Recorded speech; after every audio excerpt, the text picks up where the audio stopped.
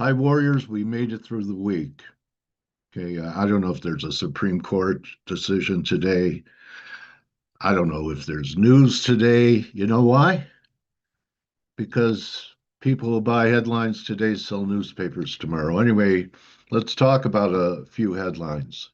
Uh, Followers, viewers know I've been long this market since the low. Um, Took some profits and then recommitted at 56. And then on the last video, when we were trading 62, I said take partials. Okay. I said hold your core, but take partials.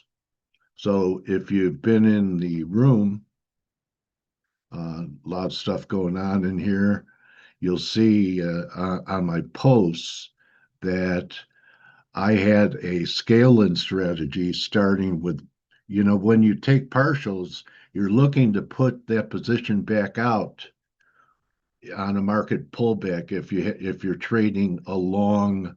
I'm going to call this a campaign trade. You pitch longs on strength and you recommit to what you put out on weakness. So I bought some in the 59 area. Actually took half, had a buck. Nothing wrong with taking a buck in crude. And I will buy this if next week, say, it's a calm weekend, nothing happens in the Mideast, and I want to address that too. It doesn't mean that we have to do something for there to be a problem. The Iranians can act first. We're taking in their and boarding and commandeering a lot of their tankers with oil on it. So, I mean, just the threat of anything being done in the Strait of Hormuz is not priced into crude. Okay, so if we pull back to 58, I'm a buyer. I'm a buyer all the way down to say 7.5. But we're going to have to close under 57 for me to abandon the bullish narrative in WTI. Buy dips, okay, just like you did in S&Ps for years. And keep your eye on the prize in crude that my objective for this wave should take us back to where we were when we hit the Iranian reactors back last summer. That's up here. Okay.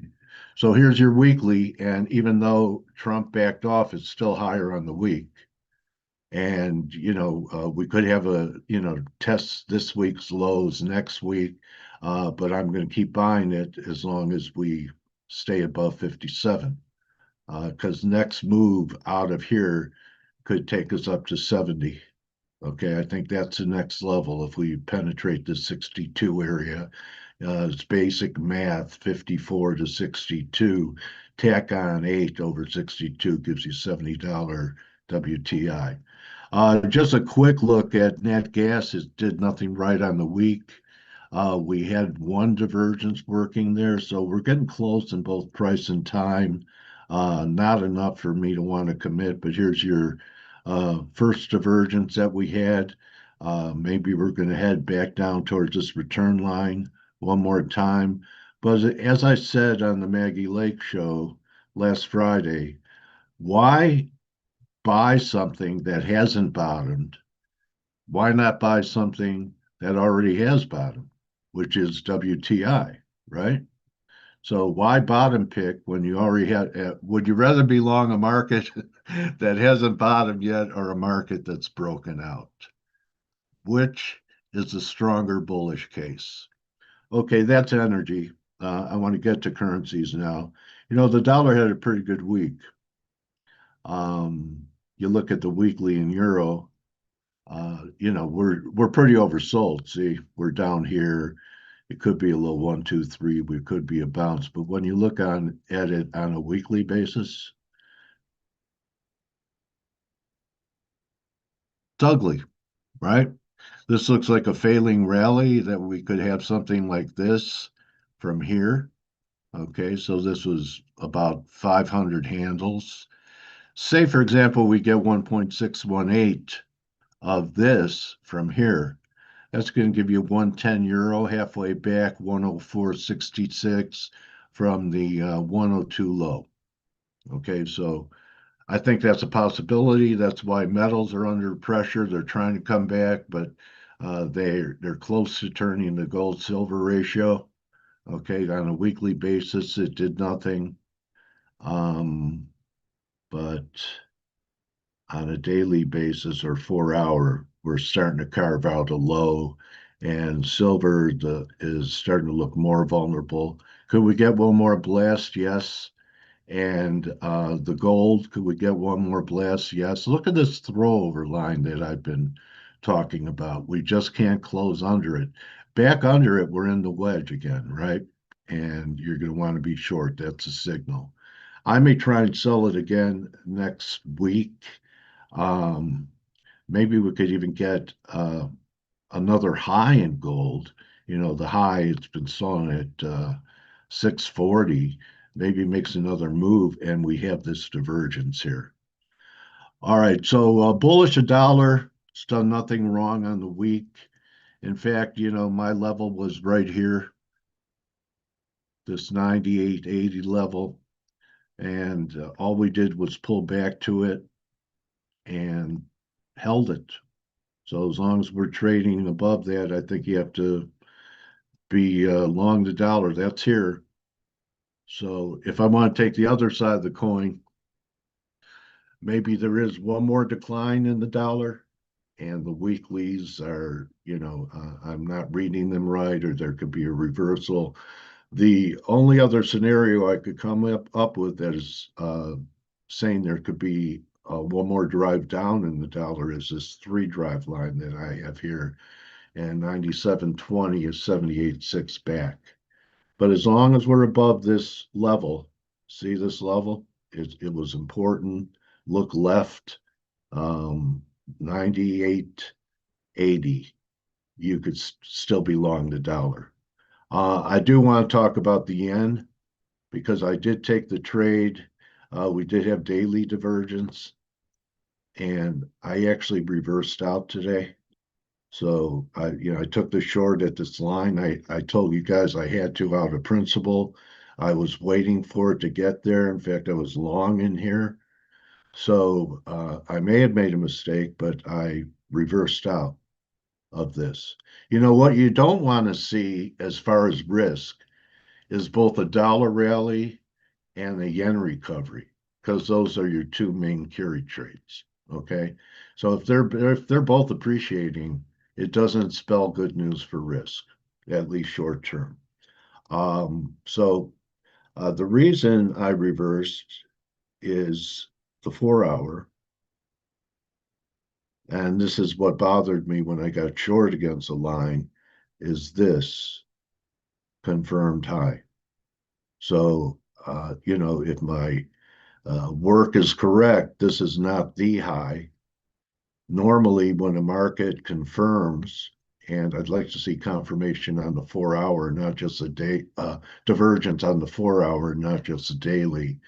It's usually a high, not the high. So we'll see if we get another run up here, and maybe the BOJ will have to come in and you know intervene. And I wouldn't be surprised if the U.S. Joins. Uh, the Senate is not happy with the weekend. He'd like them not to have that trade advantage. And the Japanese want to stem the tide of their rates going up, and yet their currency is still going down.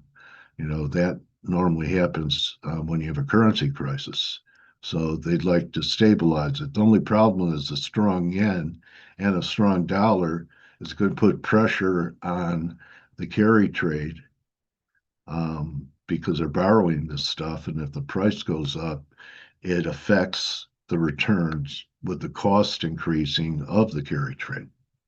So that's my view on currencies, uh, the metals, energy.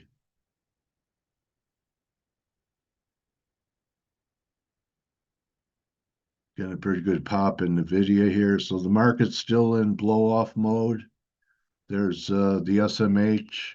It's up here. It's still diverging on the 4 hour. We gapped up on, what was it? Taiwan Semiconductors earnings.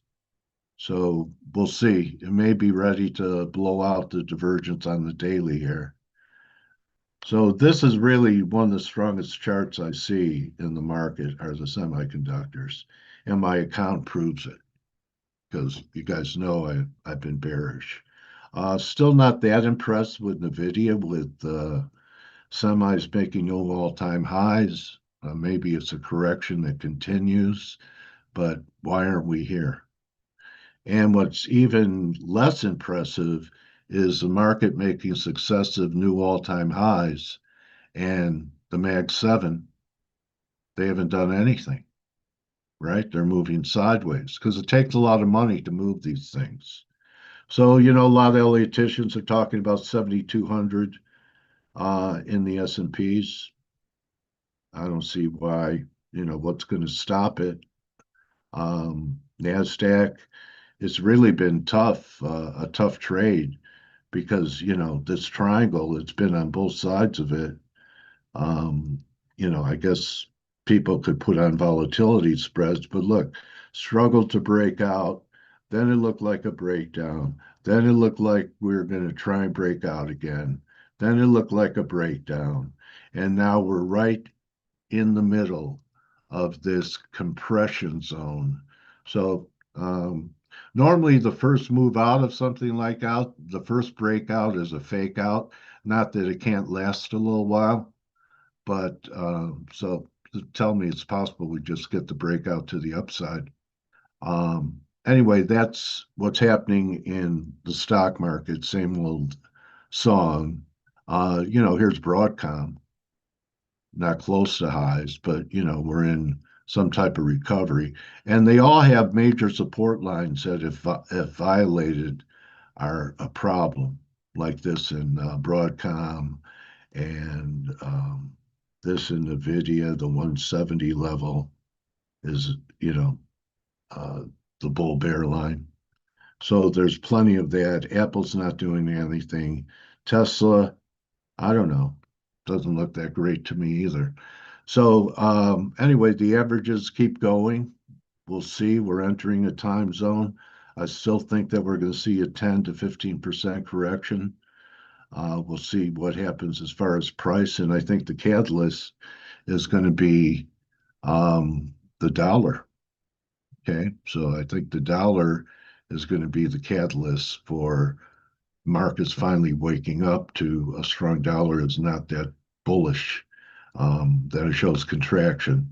Oh, yeah, and one last thing I wanted to mention that I've been talking about in the room and talking about it on X is the three drive to a top formation that we had in copper. Copper is going to show people it's not a precious metal. Okay. People are buying it like it is a precious metal. Well, I mean, aluminum, everything. They're buying anything metal. But copper looks pretty vulnerable to me. And that too is a sign that maybe there could be a growth scare and all the copper that everyone believes that we're going to need. Maybe, if the real estate market is caving, new home construction, they use a lot of copper.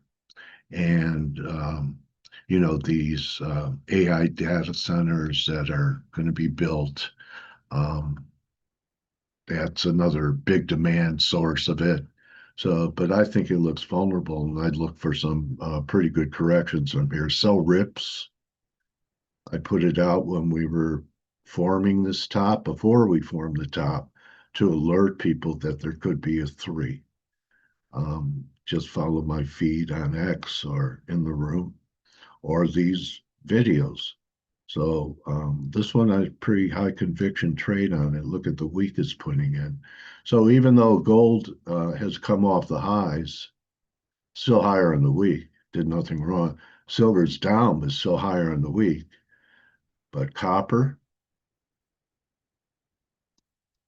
reversal week to the downside. Maybe we get something like this, not all in one week, and diverging. So I guess you get the hint. Sell your pennies. And with that being said, don't just count your pips, count your blessings. Want to thank everyone for their attention. And, the room's grown pretty good. It's free. We just opened it a few weeks ago. We're at 547, and there's great posts and some very good traders in here. Oh, and here's something else to just keep in mind. Mike posts this. The bull bear indicator. We're in extreme bullish territory, which about a month ago we were back here. Really a quick shift, but nothing like higher prices to get people more excited about higher prices. Have a great weekend, everyone. I'll see you on Monday. Next week, I'm going to be talking to Luke Groman. Should be a great interview. And good hunting the rest of the day. Adios.